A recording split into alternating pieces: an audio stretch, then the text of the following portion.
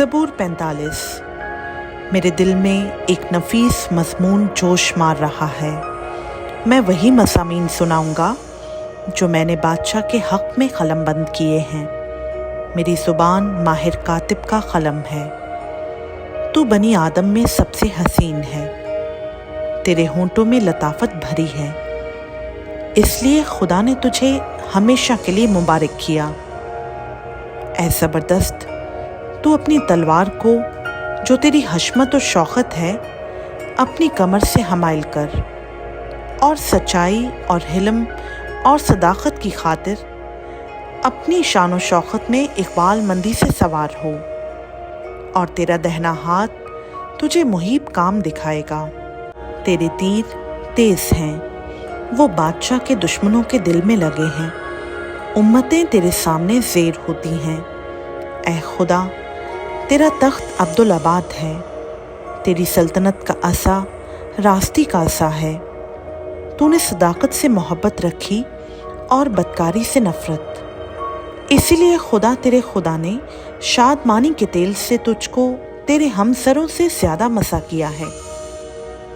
तेरे हर लिबास से मुर और ऊद और तज की खुशबू आती है। हाथी दान के महलों में से तारदार साजों ने तुझे खुश किया है। तेरी मौसिस ख़वातीन में शहज़ादियाँ हैं। मलका तेरे दहने हाथ ओफेर के सोने से आरास्ता खड़ी है। ऐ बेटी सुन, गौर कर और कान लगा। अपनी कौम और अपने बाप के घर को भूल जा, और बादशाह तेरे हुस्न का मुश्ताक होगा, क्योंकि वो तेरा खुदावंद है। तू उसे सिजदा कर, और सूर की बेटी हदिया लेकर हाजिर होगी।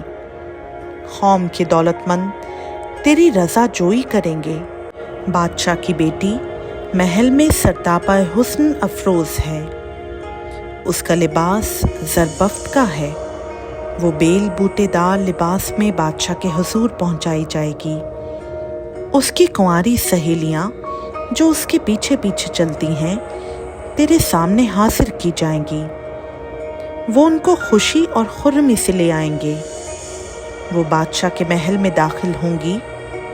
तेरे बेटे तेरे बाप दादा के जानशीन होंगे, जिनको तू तमाम रोए ज़मीन पर सरदार मुकर्रर करेगा। मैं तेरे नाम की याद को नस्ल दर नस्ल कायम रखूँगा, इसलिए उम्मतें अब्दुल आबाद तेरी शुक्रगुजारी करेंगी। खुदा उनका पाक कलाम का पढ़ा, सुना, समझा और कबूल किया जाना हम सबों के लिए बाइस बरकत हो। आमीन।